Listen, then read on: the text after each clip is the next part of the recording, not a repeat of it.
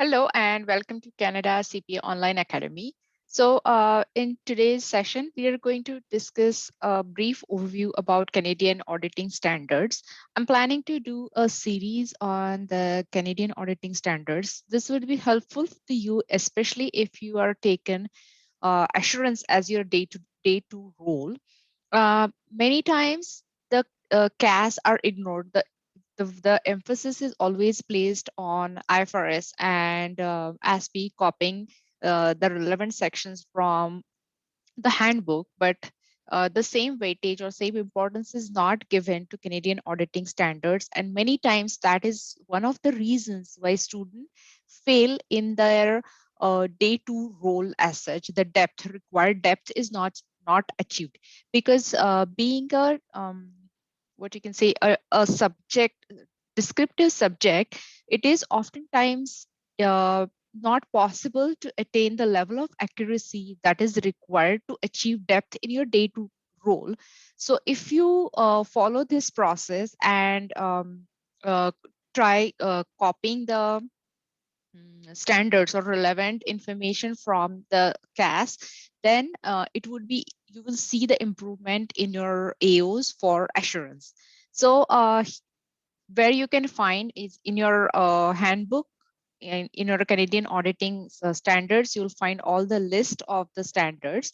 I just wanted to give you a brief overview of the alignment of the standards. So if you see they're logically arranged, the sections, so it's easier to find the standards quickly as against IFRS or ASPE. There is no logic as such to the numbering of the standards. So the CAS are like the first are the quality standards, and then the CAS starts with the numbering of 200s. So you will see that all the 200s, if you see, are related to the initial engagement of initial audit engagement.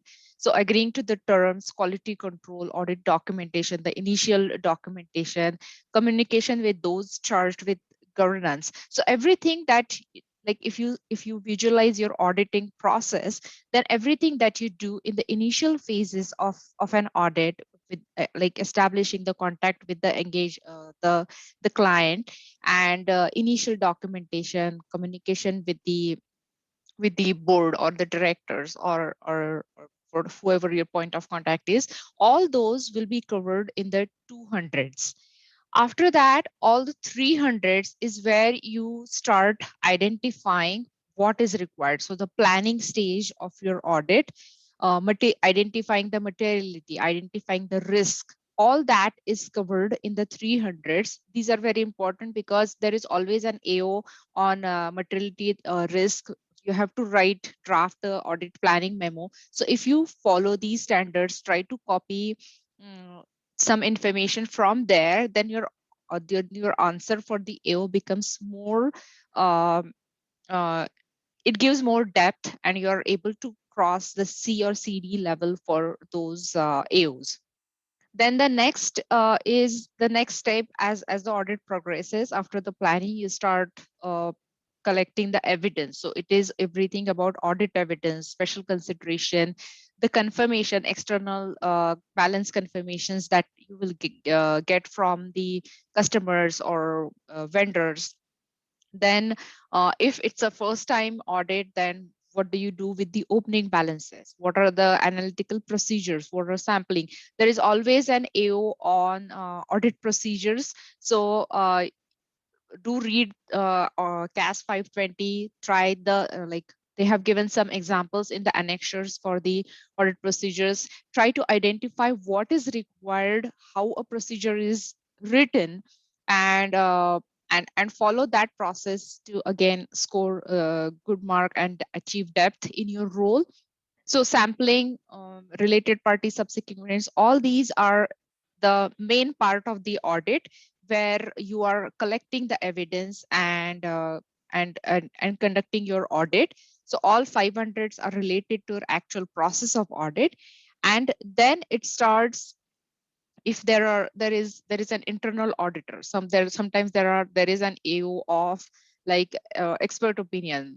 If there is an internal audit, what to do? So if you go to these specific standards, and it will guide you what should be covered in your answers. So that is everything in 600s. And like once you have considered all the aspects of audit, what you're starting is you're forming an opinion, you're issuing an audit report, um, different types of NTR audit, everything. So you're forming an opinion. So everything that is related to the audit report is in 700s, and then 800s will give you special considerations. So it is structured as the audit progresses. The standards are structured in that sequence. So it is very easy to find a specific standard related to your AO. In the next series, we'll go one by one on like what what what are the important parts, what are the important concepts of each individual CAS, and how to use that in your AO to write your answers. So stay tuned for more detailed videos on these, and keep studying. All the best.